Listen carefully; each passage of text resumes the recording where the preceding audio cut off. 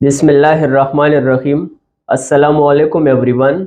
In our today's class, inshallah, we are going to discuss tense and aspect. Tense और aspect के दरमियान बुनियादी फ़र्क को समझना इंतहाई ज़रूरी है, क्योंकि जब हम टेंसेस को डिस्कस करते हैं तो most of the time students are confused between tense and aspect. Tense किसी भी वर्ब के फॉर्म को कहा जाता है और वही वर्ब की फॉर्म बेसिकली टेंस को शो करता है। So tense is basically a form of verb that shows the time of an action. जब हम ग्रामेटिकल टेंस की बात करते हैं तो grammatical tense basically refers to the conjugation of a verb. Grammatical tense किसी भी वर्ब की कंजुगेशन को कहा जाता है और उसी वर्ब की कंजुगेशन बेसिकली रिफ्लेक्ट करता है किस चीज़ को, its place and time, that is when the action occurred. Verb की कंजुगेशन का सादा मतलब यह है कि किसी भी वर्ब की फॉर्म को तब्दील किया जाता है ताकि वो टेंस को शो करे और इसके साथ मुख्तलिफ एस्पेक्ट को भी बाज़ औक़ात शो करता है। फॉर एग्ज़ाम्पल, अगर मैं एक सादा सी मिसाल ले लूँ ईट, तो प्रेजेंट सिंपल टेंस में ये बाज़ औक़ात हम ईट यूज़ करते हैं और बाज़ औक़ात पर्सन के हवाले से हम ईट्स इस्तेमाल करते हैं, इसके साथ हम एस का इजाफा करते हैं। अब ईट से जब ईट्स बनाया जाता है तो उसको हम कंजुगेशन ऑफ वर्ब कहते हैं। तो बाज़ औक़ात हम किसी भी वर्ब की हालत को चेंज करते हैं अकॉर्डिंग टू द पर्सन। कि किसी सेंटेंस में हम फर्स्ट पर्सन के बारे में बात कर रहे हैं, अगर हम आई और वी, यू, दे या किसी भी प्लूरल नाउन के हवाले से बात करते हैं तो फिर हम वर्ब की फर्स्ट फॉर्म को यूज़ करते हैं विदाउट एस। लेकिन अगर हम किसी थर्ड पर्सन सिंगुलर की बात करते हैं, ही, शी, इट की, या किसी भी सिंगुलर नाउन की बात करते हैं तो उसके साथ फिर हम एस, ई एस या आई ई एस लगाते हैं। अब वर्ब के फॉर्म को चेंज करना कंजुगेशन कहलाता है। इसी तरह अगर हम पास्ट टेंस को शो करना चाहते हैं तो ईट से हम एट बनाते हैं जो कि वर्ब की सेकंड फॉर्म है। तो वर्ब की कंजुगेशन से मुराद ये है कि हम वर्ब के फॉर्म को चेंज करते हैं और वही वर्ब की फॉर्म बेसिकली टेंस को शो करता है। अब अगर हम देख ले तो strictly speaking there are only two tenses, grammatical tenses in English. Strict sense में इंग्लिश ग्रामर में दो ही टेंसेस हैं, प्रेजेंट टेंस और पास्ट टेंस। उसकी बुनियादी वजह यही है कि दोनों के लिए इंग्लिश ग्रामर में वर्ब की कंजुगेशन हो सकती है। Verbs in their basic form inherently show the present tense. Verb की जो बुनियादी बेसिक फॉर्म है या फर्स्ट फॉर्म है वो प्रेजेंट टेंस को शो करती है। इसी तरह सेकंड फॉर्म पास्ट टेंस को शो करती है। लेकिन फ्यूचर टेंस के लिए हमारे पास वर्ब की कंजुगेशन नहीं हो सकती। अब प्रेजेंट टेंस में ईट है, पास्ट टेंस में एट है, लेकिन फ्यूचर टेंस में ये वर्ब कंजुगेट नहीं हो सकता, इसकी हालत तब्दील नहीं हो सकती। इसी वजह से बाज़ ग्रामेरियंस कहते हैं कि इंग्लिश में फ्यूचर टेंस नहीं है। उसी फ्यूचर टेंस को एक्सप्रेस करने के लिए, इंडिकेट करने के लिए फिर इंग्लिश में मुख्तलिफ स्ट्रक्चर्स इस्तेमाल होते हैं, जिसमें एक स्ट्रक्चर वेल का है, बाज़ औक़ात हम शैल इस्तेमाल करते हैं। दूसरा स्ट्रक्चर बी गोइंग टू का है। बी गोइंग टू से मुराद है am going to, is going to या आर गोइंग टू। तो फ्यूचर टेंस को हम जाहिर करने के लिए फिर मुख्तलिफ स्ट्रक्चर्स को इस्तेमाल करते हैं।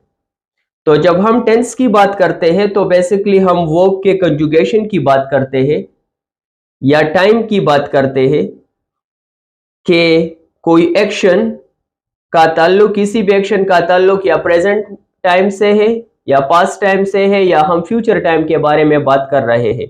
तो टेंस बेसिकली शो करता है टाइम को। Tense of a verb shows the time of an action. और टेंस का जो वर्ड है वो निकला है लैटिन वर्ड टेम्पस से। इंग्लिश में हम इसको प्रोनाउंस करते हैं टेम्पस।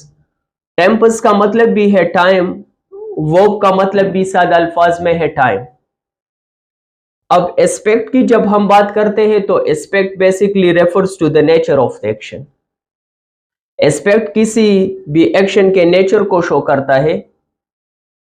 नेचर से मुराद यह है कि आया कोई एक्शन कंटिन्यूस है, आया कोई एक्शन मुकम्मल हुआ है, या हम हैबिचुअल एक्टिविटीज की बात कर रहे हैं।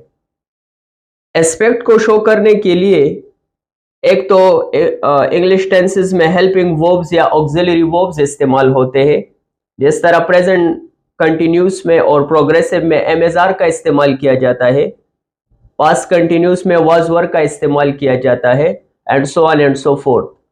इसी तरह वर्ब पार्टिसिपल्स को इस्तेमाल किया जाता है।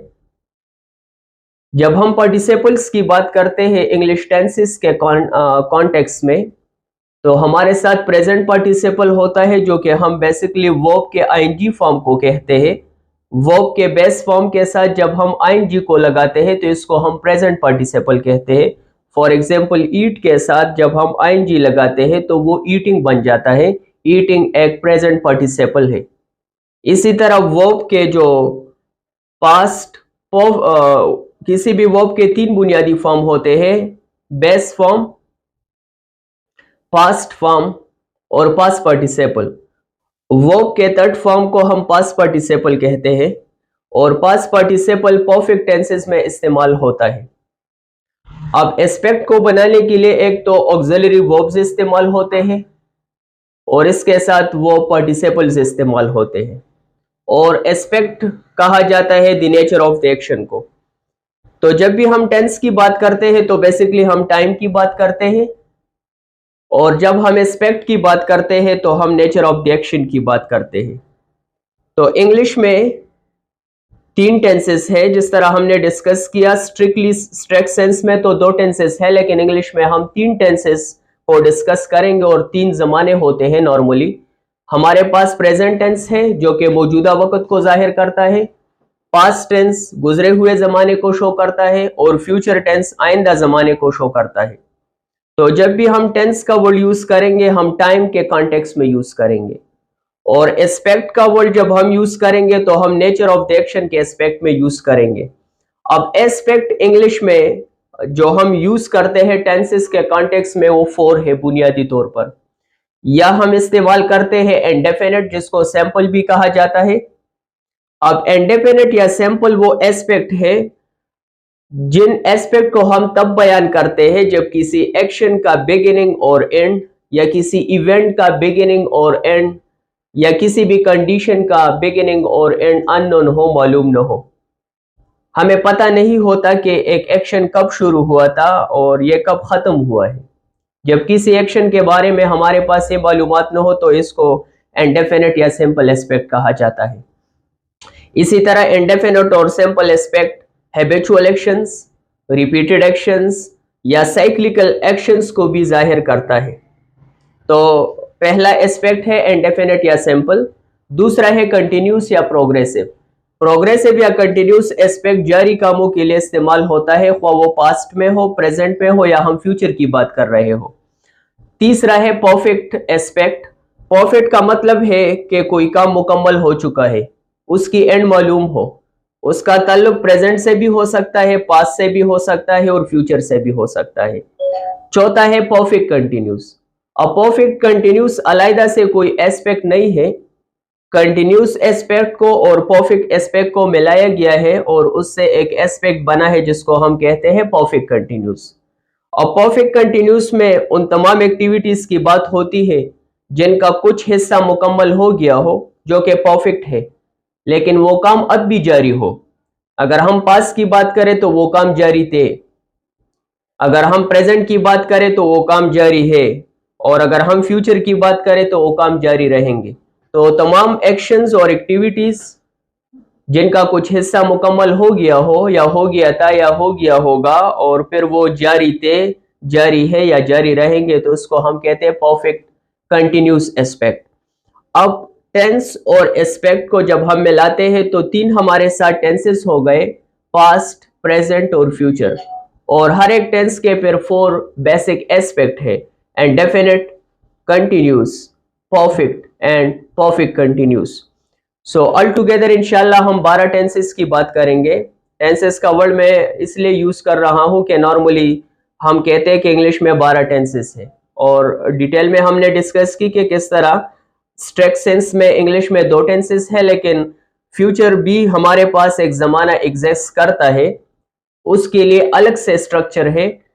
तो हम 3 टेंसेस को डिस्कस करेंगे, पास्ट, प्रेजेंट और फ्यूचर, और उनके चारों एस्पेक्ट को साथ लेते चलेंगे। तो इंशाल्लाह हम 12 टेंसेस को डिस्कस करेंगे।